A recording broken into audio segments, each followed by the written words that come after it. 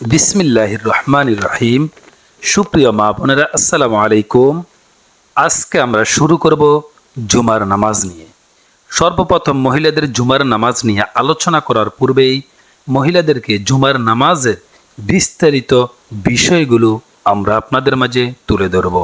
বিস্তারিত বিষয় বলতে যে বিষয়গুলো হচ্ছে মহিলাদের নামাজে সঠিকভাবে দাঁড়ানোর নিয়ম।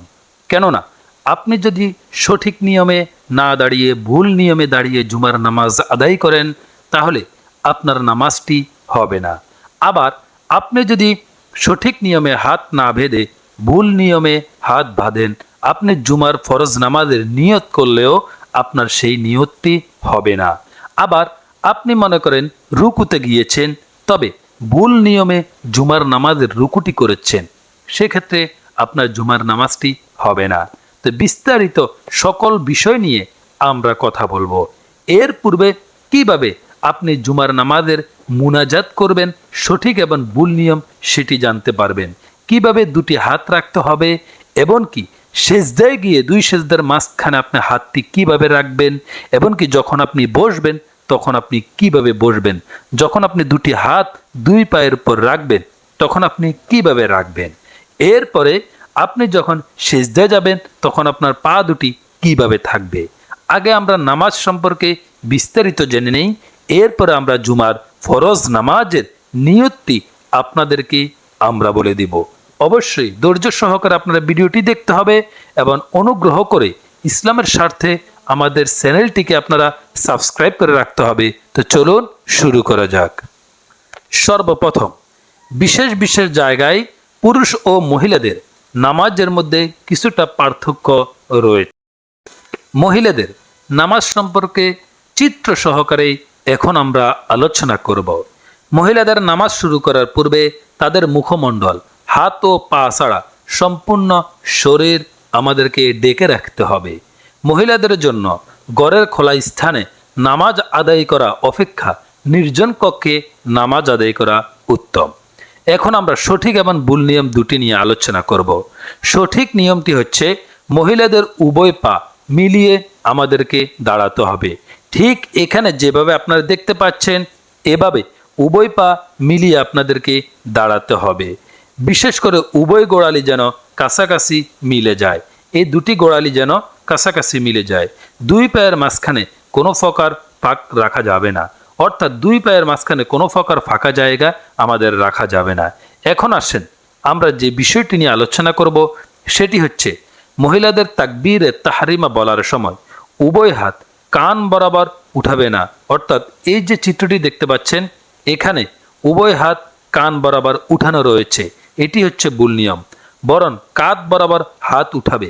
এখানে যে চিত্রটি দেখতে পাচ্ছেন এখানে কাঁধ বরাবর হাত উঠানো রয়েছে, তাও আবার কাপড়ের ভিতর রেখে, কাপড় থেকে হাত বের করা যাবে না।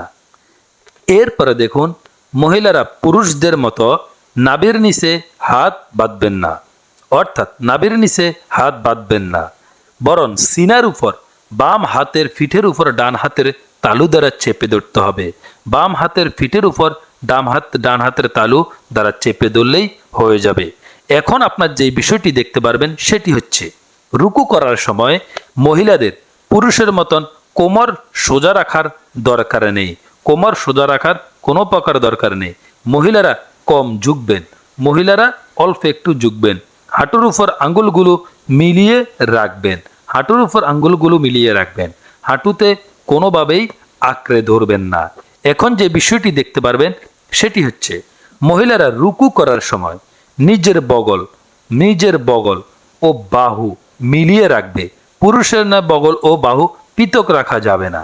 এখন আপনারা যেটি জানবেন সেটি হচ্ছে সিজদা করার সময় পুরুষেরা হাঁটু জমিনে ঠেকানোর পূর্বে সিনা ঝুঁকাবে না। মেয়েরা প্রথম থেকেই শরীর সামনে ঝুঁকাতে পারবে। এখন আসেন দুটি পা আপনি কিভাবে রাখবেন। মহিলারা সেজদায় রান পেটের সাথে এবং উভয় বাহু বগলের সাথে মিলিয়ে রাখবেন এবং উভয় পা খাড়া করে রাখার পরিবর্তে ডান দিকে বের করে বিছিয়ে রাখতে হবে, ঠিক এইভাবে। এখন আপনারা যেটি দেখবেন সেটি হচ্ছে সিজদা করার সময় পুরুষেরা হাতের কোনোই মাটি থেকে উপরে রাখবে। পুরুষেরা হাতের কোনোই মাটি থেকে উপরে রাখবে, কিন্তু মহিলারা হাত মাটিতে বিছিয়ে রাখবে। মহিলারা হাত মাটিতে বিছিয়ে রাখবেন। এখন আসেন, দুই সেজদার মধ্যবর্তী সময় তাশাহুদ অথবা আত্তাহিয়াতু পাঠ করার সময় উভয় পা ডান দিকে বের করে বাম নিতম্বের পিছনের উপর বসবে। উভয় পা নালার উপর রাখবে। এখন সর্ব অবস্থায় রুকু হোক, সেজদা হোক, বসা, সকল স্থানেই উভয় হাতের আঙ্গুলগুলো মিলিয়ে রাখতে হবে। উভয় হাতের আঙ্গুলগুলো মিলিয়ে রাখতে হবে। কোনো অবস্থাতেই আঙ্গুলের মাঝে ফাঁকা জায়গা রাখা যাবে না। এখন যে বিষয়টি সেটি হচ্ছে, দেখুন, দোয়া করার সময় উভয় হাতের মাঝখানে সামান্য ফাঁকা জায়গা রাখতে হবে। আঙ্গুলগুলো স্বাভাবিক অবস্থায় থাকবে। এখন আসেন যে বিষয়টি দেখবেন, দোয়া করার সময় উভয় হাত সিনা বরাবর তুলবে। উভয় হাত সিনা বরাবর তুলবে এবং হাতের আঙ্গুল চেহারার দিকে ফিরিয়ে রাখবে। দুই হাতের মাঝখানে একটু ফাঁকা জায়গা রাখবে। তাহলে এখন আমরা জুমার নামাজের যে ফরজ নামাজের যে নিয়তটি রয়েছে সেই নিয়তটি আমরা আলোচনা করব। যে নিয়তটি করেই আপনি জুমার নামাজটি শুরু করবেন, যে নিয়তটি করেই আপনি জুমার নামাজটি পড়বেন।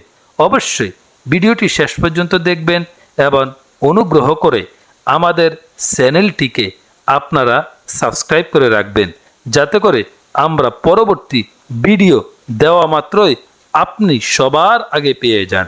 এমনকি ইসলামের স্বার্থে বেশি বেশি করে এই ভিডিওতে লাইক এমনকি কমেন্টস এমনকি শেয়ার করতে অবশ্যই ভুলবেন না।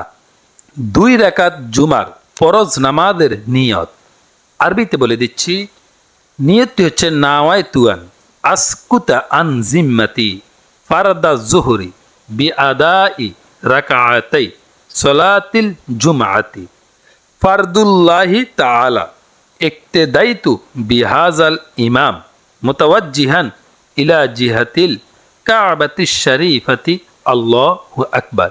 আমি আবার বলে দিচ্ছি, নাওয়াইতুয়ান আসকুতা আন জিম্মাতি ফারদা জুহরি বিআদাই রাকাআতাই সলাতিল জুমআতি ফারদুল্লাহি তাআলা ইক্তেদাইতু বিহাদাল ইমাম মুতাওয়াজ্জিহান ইলা জিহাতিল কাবাতিশ শরীফাতি আল্লাহু আকবার।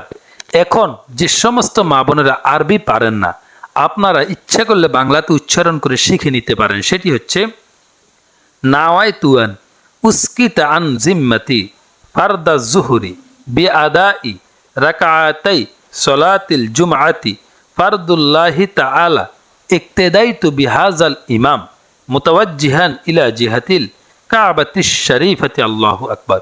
অথবা আপনারা নিজ মাতৃভাষায় নিয়তটি করতে পারেন, আমি কেবলামুখী হয়ে আল্লাহ তাআলার জন্য 2 রাকাত জুমার নামাজ আদায় করতেছি, আল্লাহু আকবার।